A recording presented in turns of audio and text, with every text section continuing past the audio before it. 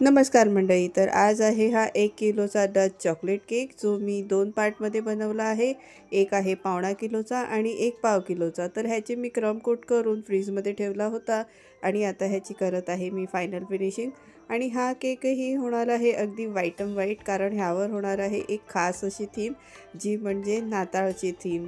हां, Santa क्लॉजची theme होणार आहे ह्यावर. तर बर्फासारखा हा केक दिसावा आणि त्यात सॅन्टा क्लॉज ह्यावर छान असे दिसावे म्हणून मी हे दोन्हीही केक व्हाईट केले आणि आता एकमेकांवर ह्याला असेंबल करत आहे आणि ह्याची फायनल फिनिशिंग करून झाली. आणि हे आहेत आपले सॅन्टा, जे मी ह्यावर लावत आहे.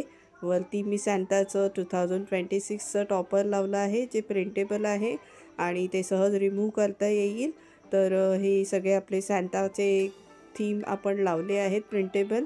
तर कशी वाटली ही डिझाईन कमेंट करून नक्की सांगा आणि चॅनलला लाईक शेअर सबस्क्राईब नक्की करा. बाय.